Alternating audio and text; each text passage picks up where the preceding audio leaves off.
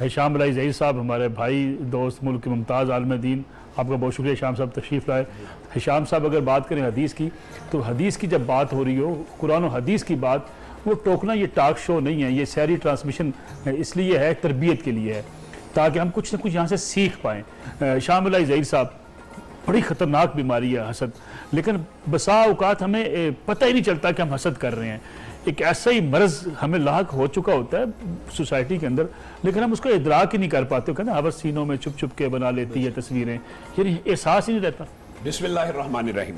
Nasrallah भाई, जो आपने बात की है ना, ये 100% दुरुस्त है और अल्लाह का फजल है, अल्लाह का शुक्र है कि आज हमारे मुआशरे में ये बात समझी जाती है। जैसे आपने कहा, हसद एक बीमारी है और इस बीमारी की इब्तिदा दिल से होती है। अब अमूमी तौर पे अगर आप मेडिकल साइंस को देखें तो वो कमांड एंड कंट्रोल का सारा सिस्टम ब्रेन को समझती है, लेकिन कुरान और सुन्नत से ये बात साबित होती है कि ये बीमारियां दिलों में होती हैं। जैसे अल्लाह रब्बुल इज्जत ने इरशाद फरमाया, फी कुलूबिहिम मरदुन फी कुलूबिहिम ज़ैगुन खतमल्लाहु अला कुलूबिहिम कल्ला बल राना अला कुलूबिहिम। उनके दिलों में मरद है, टेरपन है, मोहरे हैं, उनके दिलों पे जंग लग गया है। हसद की जो बीमारी है, इसके साथ आपने जो पहला जुमला बोला ना, बड़ा हैरान को ना, ये हदीस के अंदर भी इकट्ठा है। टोल लगाना, तजस्सुस ना करो और हसद ना करो, ये रसूलुल्लाह सल्लल्लाहु अलैहि वसल्लम का फरमान है। और बुनियादी तौर पे हसद की दो किस्में तो बड़ी मजमूम है, और एक किस्म हसद की ऐसी भी है जो जायज है।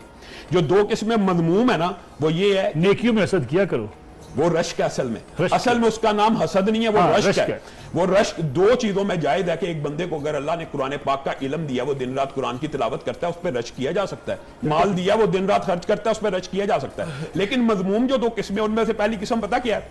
इसके पास पैसा क्यों है, इसके पास गाड़ी क्यों है, इसने तरक्की क्यों की, यानी हसद की पहली किस्म ये इससे छिन जाए, और दूसरी किस्म ये इससे छिनकर मुझे मिल जाए। ये दोनों हसद की मज़मूम तरीन किस्में हैं। और कुल अऊज़ु बिरब्बिल फलक मिन शर्रि मा खलक व मिन शर्रि गासिकिन इज़ा वक़ब व मिन शर्रि नफ़्फ़ासाति फ़िल उक़द व मिन शर्रि हासिदिन इज़ा हसद। यहाँ पे आपने ये बात गौर करनी है, मैं आपकी बात को सेकंड कर रहा हूँ। जो आपने इब्तिदा में दिबाचा बांधा है ना कि बीमारी है, यहाँ पे इस सूरत में अल्लाह रब्बुल इज़्ज़त ने अपनी एक सिफत बयान की है। कुल अऊज़ु बिरब्बिल फलक, रब की पनाह में एक सिफत के साथ चार बीमारियों से पनाह मांगी, और उनमें मिन शर्रि हासिदिन इज़ा हसद भी है। यानी ये जो हसद से पनाह मांगी गई है ना, एक सिफत के अंदर, इसके अंदर जादू की पनाह भी मांगी गई, और इसके अंदर गिरों पे पढ़ पढ़ के फूंकने वालियों की भी पनाह मांगी गई, रात के अंधेरे की भी। लेकिन अगली सूरत में जो आपने दिबाचा बांधा वो बयान हुआ है, कुल अऊज़ु बिरब्बिन नास मालिकिन नास इलाहिन नास। यहाँ पे तीन सिफतें हैं, एक सिफत के साथ चार चीजों से बना, और यहां पे तीन सिफतों के साथ एक चीज की बना, मिन शर्रिल वसवासिल खन्नास अल्लज़ी युवस्विसु फी सुदूरिन नास। यानी एक अकेले वसवसे से, एक अकेली दिल की बीमारी से तीन अल्लाह ने सिफतें बयान करके पनाह मंगवाई है। और बिल्कुल ठीक है।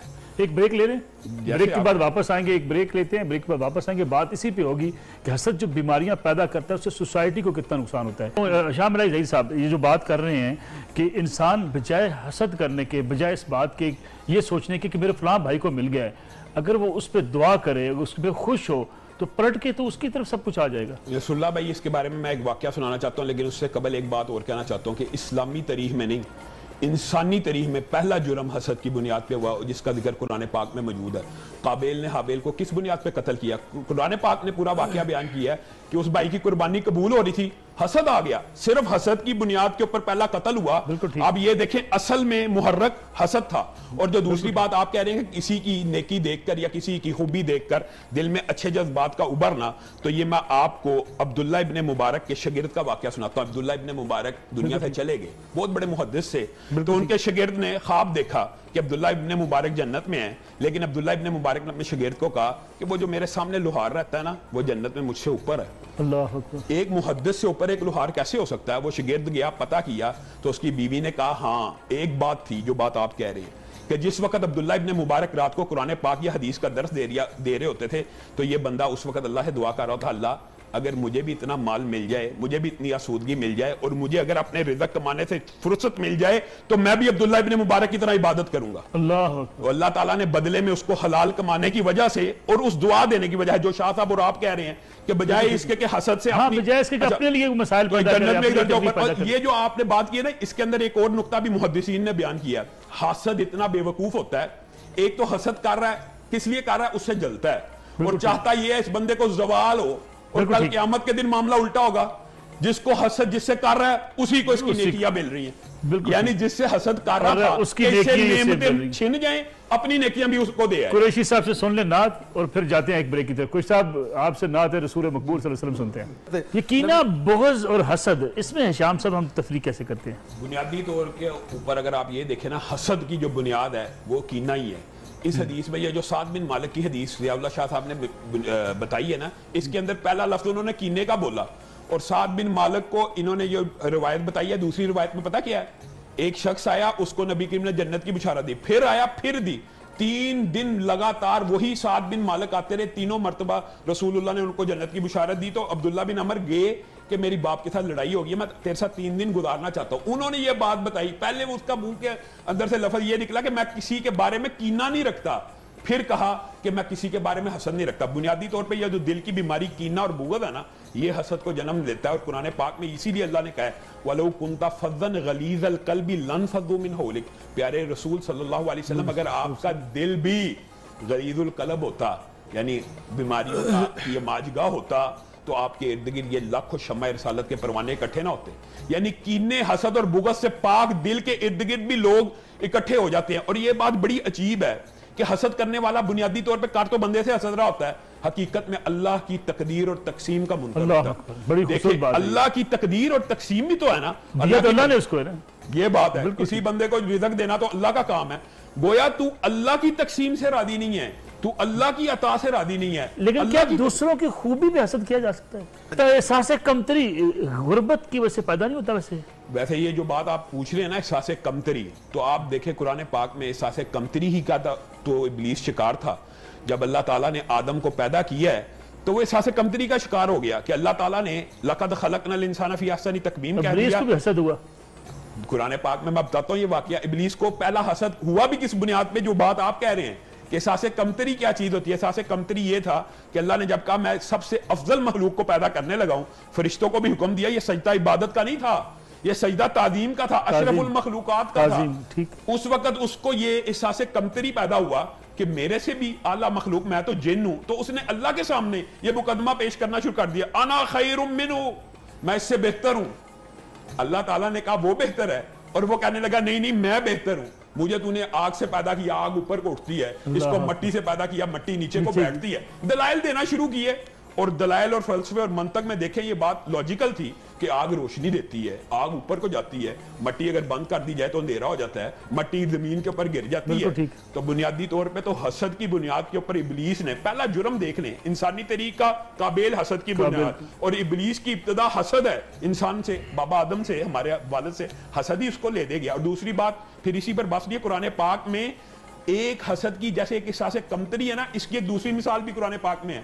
حضرت یوسف کے بھائیوں نے حضرت یوسف سے کس بنیاد پہ حسد کیا؟ اللہ احساس کمتری تھا. احساس کمتری, وہ ان کے دماغ میں یہ بات آئی کہ ہمارا باپ شاید یوسف سے زیادہ پیار کرتا ہے, حالانکہ باپ نے فرق نہیں تھا کیا, لیکن دل میں یہ احساس کمتری پیدا ہو جانا بہت بڑی آپ نے نشاندہی کی ہے کہ احساس کمتری حسد کی بنیادی وجوہات میں بچوں میں بھی پیدا ہو سکتی ہے, کئی مرتبہ بھائیوں میں پیدا ہو سکتی ہے. بالکل, اور ہوتی یہ ہے. یہ جو آپ نے اردو میں عام فہم معاملات میں ہم کہتے ہیں شریکے کے رشتہ دار, کیا ہوتا ہے بھائی کی بھائی سے جو حسد ہوتا ہے وہ احساس کمتری کی وجہ سے ہوتا ہے. کسی کو نیگلیکٹ کرنے کی وجہ سے بھی احساس کمتری پیدا ہو جاتا ہے, پھر وہ بندہ اس سے حسد کرنا شروع کر دیتا ہے. یہ آپ نے بیماری کو جڑ سے پکڑا ہے.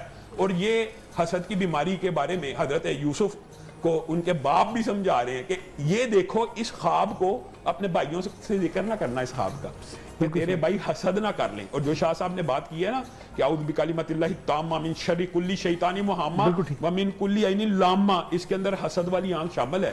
کئی دفعہ نظر کا لگ جانا, نظر بد کا حسد کی بنیاد کے اوپر اتنا زہریلا ہوتا ہے انسان بیمار پڑ جاتا ہے. رسول اللہ صلی اللہ علیہ وسلم نے فرمایا اونٹ کو ہانڈی تک پہنچانے والی چیز ہے نظر بد لگ جاتی ہے, اور اس کی بنیادی وجہ حسد ہوتی ہے, بغض ہوتی ہے, کینہ ہوتی ہے. اور حسد کی بنیادی وجوہات میں سے ایک احساس کمتری بھی ہے, فخر تکبر بھی ہے, مال و دولت کی ہرس بھی ہے, ہوس بھی ہے, سب چیزیں اس میں. یہ حسد سیری ٹرانسمیشن میں ایک بار پھر خوش آمدید. حافظ شام علی ظہیر صاحب, کیا کمزور ایمان کی علامت ہے حسد؟ بے شک یہ تقدیر کے اوپر ایمان نہ رکھنے کی علامت ہے, اور لالچ کی علامت ہے. اور ظاہر ہے جس کے اندر لالچ ہے اس کا ایمان کمزور ہے. خود رسول اللہ صلی اللہ علیہ وسلم نے فرما دیا ایمان اور حسد ایک دل میں جمع نہیں ہو سکتے. بات ختم. اس کا مطلب ہے کہ کمزور ایمان نہیں, ایمان کی تو اس کا اللہ کے اوپر توکل ہے, اللہ کے فیصلوں پر یقین ہے, تو حسد ایمان کی تو رسول اللہ نفی کر دی نا کہ حسد اور ایمان ایک دل میں اکٹھے آ ہی نہیں سکتے. اور رسول اللہ صلی اللہ علیہ وسلم کی حدیث اس بات کے اوپر دلالت کرتی ہیں کہ جنت ان لوگوں سے بھری ہوئی ہے جن کے دل کینہ, بغض, حسد سے پاک ہیں. جنت ان لوگوں سے بھری ہوئی ہے جن کے دل, حتیٰ کہ رسول اللہ صلی اللہ علیہ وسلم نے حضرت عائشہ کو یہاں تک کہہ دیا, حضرت عائشہ نے ایک مرتبہ کہہ دیا کہ حضرت صفیہ کوتاہ قد ہیں. اب یہ بتائیں, یہ اتنی کوئی معیوب بات نہیں ہے کہ قد چھوٹا بھی تھا ان کا. تو رسول اللہ صلی اللہ علیہ وسلم نے کہا اگر تیری بات کی گولی بنا کے نا مفہوم ایک میٹھے سمندر میں ڈال دی جائے نا, پورا سمندر کڑوا ہو جائے. اتنی سی بات بھی رسول اللہ کو برداشت نہیں ہے. اور رسول اللہ صلی اللہ علیہ وسلم کو تو یہ بھی برداشت نہیں ہے. حضرت عثمان ایک دن سفارش لے کے آگے ان لوگوں کو جنہوں نے رسول اللہ صلی اللہ علیہ وسلم نے, آپ کو پتا ہے نا, فتح مکہ کے موقع پہ معافی کا اعلان کیا, لیکن بعض لوگوں کا کہا اگر خانہ کعبہ کے پردوں کے ساتھ بھی لٹکے ہوں گے تو ان کو قتل کرنا. ان میں سے ایک کو حضرت عثمان لے کے آگے اور امان طلب کی کہ اللہ کے رسول آپ نے فلاں کو معاف کر دیا, فلاں کو کر دیا, اس کو بھی کر دیجئے. رسول اللہ کچھ دیر خاموش رہے, کچھ دیر, اور اس کے بعد اس کو امان دے دی. جب وہ واپس چلا گیا تو رسول اللہ نے اپنے ساتھیوں سے پوچھا اس کے ظلم مظالم تمہیں یاد نہیں تھے؟ تو کوئی تم میں عقل مند نہیں تھا کہ اس کو میری امان دینے سے پہلے طلب کر دیتا؟ تو صحابہ نے رسول اللہ سے کہہ دیا کہ آپ ہمیں آنکھ سے اشارہ کر دیتے. تو رسول اللہ نے کہا میں پیغمبر ہوں, میں رسول ہوں, میں ایک آنکھ کی خیانت بھی نہیں کر سکتا, اور میں سامنے سے اگر قتل کرنا ہوتا تو کرواتا. اسلام میں تو اتنی سی خیانت بھی نہیں ہے. اور رسول اللہ صلی اللہ علیہ وسلم کے ساتھ یہودیوں نے, جو شاہ صاحب نے اشارہ کیا نا نصر اللہ بھائی, رسول اللہ صلی اللہ علیہ وسلم کو جو زہر دیا گیا ہے یہودیوں نے کیوں دیا؟ حسد کی وجہ سے. قرآن پاک میں یہ لفظ موجود ہیں کہ یہ تمہیں ایسے پہچانتے ہیں جیسے اپنے بچوں کو پہچانتے ہیں. کس چیز نے حسد کے اوپر مجبور کیا؟ صرف اس بات کے اوپر کہ اسحاق کی اولاد میں سے کیوں نہیں آیا. حسد کتنا عجیب ہے کہ یہ ان کو حسد لے دے گیا کہ یہ اسماعیل کی نسل میں سے کیوں ہے, اسحاق کی نسل میں سے کیوں نہیں. اس حسد کی بنیاد کے اوپر رسول اللہ ہی کی نبوت کا انکار کر دیا. گویا حسد انسان کو کئی مرتبہ ایمان سے بھی فارغ کر دیتا ہے, اور تم اس وقت تک تمہارے اندر بھلائی رہے گی جب تک تم میں حسد نہ رہے گا. اور رسول اللہ نے یہ بھی فرما دیا حسد کرنے والا میری امت میں سے ہی نہیں. اب پیچھے کیا بات رہ گئی؟ اس کا مطلب یہ ہے کہ حسد کرنے والا, اور یہ جو ایک عقلی منطقی بات بتاتا ہوں کہ حسد کرنے والا کتنا بے وقوف ہوتا ہے. جلانا تو دوسرے کو چاہیے, چاہتا تو یہ ہے کہ وہ جلے, لیکن اپنے دل کے اندر آگ جلا کے بیٹھا رہتا ہے اور اپنے آپ کو کمزور کر رہا ہے اپنے اوپر. دیکھیں حسد کرنے والا ڈپریشن کا شکار ہوگا, انگزائٹی کا شکار ہوگا, ذہنی مریض بنے گا, چاہتا وہ دوسرے کو خراب کرنا, لیکن خود اس بیماری میں مبتلا ساری کی ساری بیماریاں اور آگ اپنے اندر جلا. خود سب نے بڑی خوبصورت بات کی ہے کہ بیٹے لوگ, ہماری سوسائٹی میں بیٹیاں ہوتی ہیں, لوگ واقعی یہ بات کہہ رہے ہیں جو شاہ صاحب, لوگ اس بات پہ رو رہے ہیں بیٹیاں کیوں گی, بیٹے کیوں نہیں ہوئے. یہ تو اللہ تعالیٰ کی خالص عنایت ہے. اور یہ بھی بات یاد رکھے, اسلامی شریعت کے اندر یہ جو بیٹا اور بیٹی ہے نا, اس میں والباقیات الصالحات کی امام قرطبی نے یہ تفسیر میں یہ بھی لکھا ہے کہ اس سے مراد بیٹیاں ہیں. گویا اسلام میں جو 4 رشتے ہیں نا, یعنی ماں اور باپ میں سے ماں کو افضلیت حاصل ہے, وہ تو ہم نے بڑی عام فہم سنا ہوا ہے, اور بہن بھائی میں سے بہن کو افضلیت حاصل ہے, اور بیٹا بیٹی میں سے بیٹی کو حاصل ہے. صرف ایک ہی رشتہ ہے میاں بیوی کا جس میں خامند کو افضلیت حاصل ہے, لیکن اس کے اوپر بھی یہ راضی نہیں ہوتے. ویسے تو بیٹیاں افضل ہیں بیٹوں سے. اور دوسری بات میں صرف ایک بات یہ کہنا چاہتا ہوں, اس لیے کہ نسل تو چلتی بیٹی سے نہیں, بیٹے سے بھی چل جاتی ہے, لیکن کہنے کا مطلب ہے لیکن اگر بیٹیاں نہ ہوں, جیسے لوگ کہتے ہیں جی بیٹے ہی ہو جائیں تو نسل کیسے چلے گی؟ ظاہر ہے یہ بات بھی ایک ہے. دوسری بات یہ, بیٹیاں باپ کا جو احساس کرنے والی ہوتی ہیں, بیٹے وہ احساس کرنے والے ہوتے بھی نہیں ہیں. بیٹیوں کے ساتھ باپ کا جو رشتہ ہوتا ہے وہ آپ کو ہمارے معاشرے میں پتہ بڑا ایک خوشگوار تعلق کے حساب سے, اور یہ رسول اللہ صلی اللہ علیہ وسلم کی حدیث کی وجہ سے ہے کہ جس نے 1 کی کفالت کی, 2 کی کفالت کی, سب کو جنت کی بشارت ہے. ایک میں حسد کی جو بیماری ہے نا, اس کو ختم کرنے کا ایک نسخہ جو طب نبوی سے ملتا ہے نا, وہ یہ ہے کہ جس بندے سے آپ حسد کر رہے ہیں نا, انسان کو تو پتا ہوتا ہے میں اس سے حسد کر رہا ہوں, اس کے لیے کبھی ایک دن دل سے دعا کر دیں. اللہ صرف آپ کا یہ ایک بریک تھرو ہوگا, صرف بریک تھرو ہے, یہ ایک بیریئر ہے. آپ نے اس کی دعا مانگی اور اللہ تعالیٰ نے آپ کو, یہ ایک بیریئر ہے جس کو آپ نے کڑوے دل کے ساتھ عبور کرنا ہے اور ہاتھ اٹھا لینے ہیں اور کہنے اللہ تعالیٰ میرے اس بھائی کو جس کے بارے میں میرے دل میں حسد ہے, اللہ اس کو مزید دے, اللہ اس کو مزید دے. اس کے کیا فائدہ ہے؟ ایک تو حسد کی بیماری ختم ہو جائے گی, دوسرا اللہ تعالیٰ آپ کو عنایت بھی کرے گا. اور دوسری جو آپ نے پہلے سوال کیا تھا, اس کا بھی میں ایک وظیفہ بتانا چاہتا ہوں. جیسے شاہ صاحب نے بتایا اعوذ بکلمات اللہ التامات من شر ما خلق, ایک دن میں 500 دفعہ پڑھے. اگر کسی کو یہ شبہ ہے یا اس کو شک ہے کہ حسد کی نظر لگی ہوئی ہے, 500 دفعہ ایک مرتبہ پڑھے, بیری کے پتوں کو پانی میں بھگو کے ان کے اوپر دم کرے, اللہ کے فضل و کرم سے نظر بد سے نکل جائے. شامل ہے. صاحب آپ کا بہت شکریہ, آپ تشریف لائے. جناب ضلع شاہ بخاری صاحب.